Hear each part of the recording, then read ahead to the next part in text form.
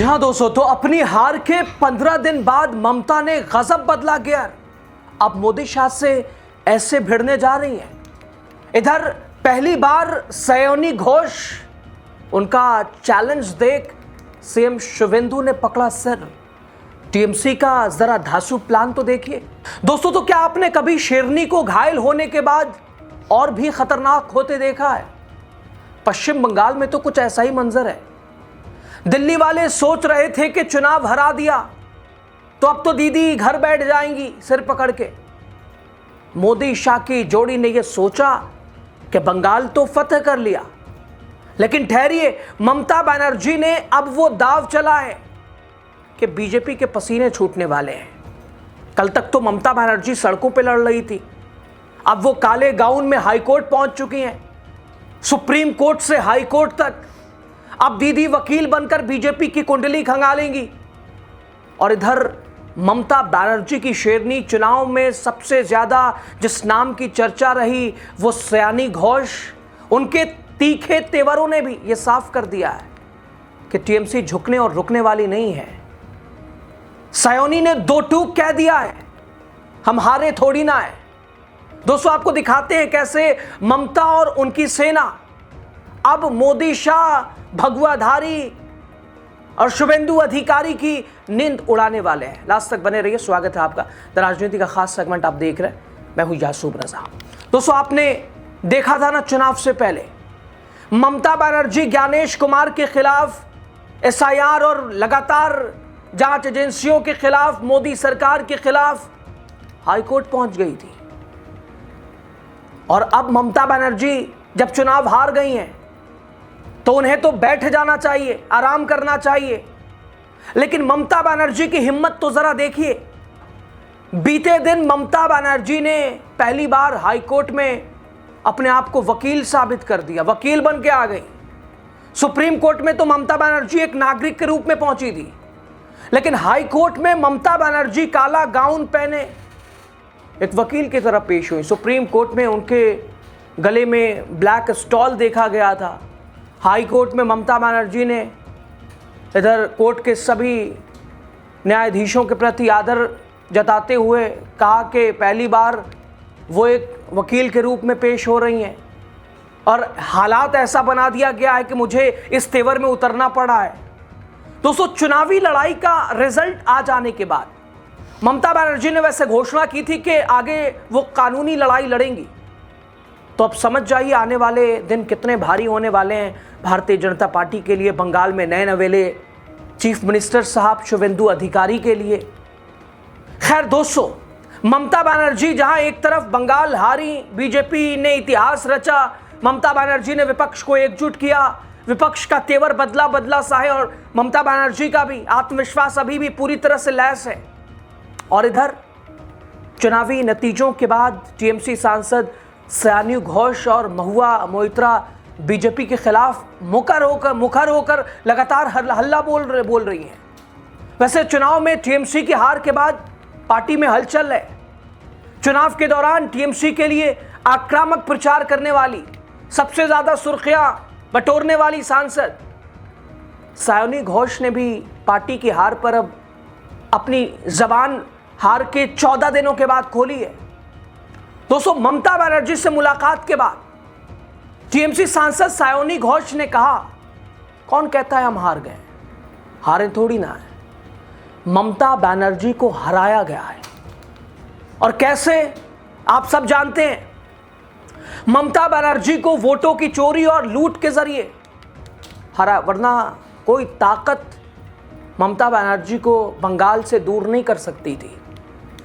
दोस्तों, सयानी घोष, ये वही नाम आप लगातार, हालांकि बहुत सारे लोगों की अलग अलग इस पर भी धारणाएं हैं। कुछ ने कहा कि सयानी घोष का ओवर कॉन्फिडेंस बंगाल में टीएमसी को ले डूबा। कुछ ने कहा कि अब जब पूरा सिस्टम ही हैक है तो फिर कौन क्या कर ले, कौन तीर मार ले। दोस्तों, 2029 में बंगाल की जनता, सयानी घोष कह रही हैं, पूरे देश की जनता 2029 में और 2031 में पश्चिम बंगाल की मां माटी और मानुष भारतीय जनता पार्टी को, दिल्ली वालों को मुंहतोड़ जवाब देगा। हार के बाद टीएमसी की क्या रणनीति होगी, अब टीएमसी क्या कदम उठाएगी, इस सवाल पर तो सयानी घोष भड़क सी गई। कहते हैं मैं क्यों बताऊं, हमारी रणनीति क्या है, बता दें कि आप लोग किसके लिए काम करते हैं, पता नहीं है क्या, किसको दिखाते हैं, किसको चमकाते हैं, क्यों बताना आपको, हमारी रणनीति है, हमारी स्ट्रेटेजी है, हम आगे आगे देखिए करते हैं क्या। दोस्तों, इससे पहले जादवपुर लोकसभा सीट से सांसद सयानी घोष ने शुभेंदु अधिकारी के सीएम पद की शपथ लेने के बाद सोशल मीडिया प्लेटफॉर्म पर पोस्ट करते हुए लिखा कि शुभेंदु और बीजेपी, उन्होंने तंज कसते हुए कहा कि धर्म जाति से ऊपर उठकर बंगाल के लोगों के लिए काम करने की अपील। सयानी घोष ने पोस्ट में लिखा था, बंगाल के नए मुख्यमंत्री के शपथ ग्रहण के साथ ही मेरी आशा है कि वो शपथ का पालन करेंगे। उन्हें और उनकी सरकार को बंगाल के हर नागरिक की सेवा करनी होगी, चाहे वो किसी भी जाति, धर्म या भाषा के हों, जिन्होंने उन्हें वोट दिया हो या ना दिया हो। उन्हें बंगाल के समग्र विकास और समृद्धि के बारे में कही गई बातों को अमल में लाना होगा। घोष ने आगे लिखा था, हर भविष्य अतीत की नींव पर बनता है और अगर दिल सच्चा ना हो तो दिखावा टिकता नहीं है और मुखौटा उतर जाता है। बंगाल इस पर कड़ी नजर रखेगा। जय बांग्ला, जय हिंद। तो दोस्तों, टीएमसी सांसद सयानी घोष चुनाव प्रचार के दौरान सोशल मीडिया पर खूब वायरल हुई। सयानी घोष की रैलियों में बड़ी संख्या में भीड़ उमड़ती नजर आई। अलग सा तेवर और अकेले सभी बीजेपी के बड़े बड़े दिग्गजों से लड़ती नजर आई। लेकिन खैर, हार जीत तो लगी रहती है। गिरते हैं शहसवारी मैदान जंग में, वो तिफल क्या गिरे जो घुटनों के बल चले। सयानी घोष की रैलियों में देखा गया था कि जब भी वो हेलीकॉप्टर से, गाड़ी से, पैदल, सड़कों पे जब वो निकलती थी, बड़ी संख्या में लोग देखने के लिए, उन्हें सुनने के लिए आते थे।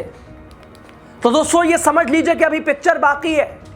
बीजेपी ने बंगाल जरूर फतह कर लिया है, लेकिन आने वाले एक एक दिन भारी हैं। अभी तो हार के 15 ही दिन हुए ममता बनर्जी को, और 14वें दिन ममता बनर्जी हाई कोर्ट पहुंची है। तो फिर आने वाला समय सयानी घोष ने भी एक तरह से साफ कर दिया है कि रणनीति तो बनेगी, लेकिन वो मीडिया को क्यों बताएं, और ऐसी मीडिया जो कि चाटुकार है, क्या दिखाना क्या नहीं दिखाना, आदेश जो आता है वही चलाती है, वही करती है, तो उसे बता के फायदा क्या है।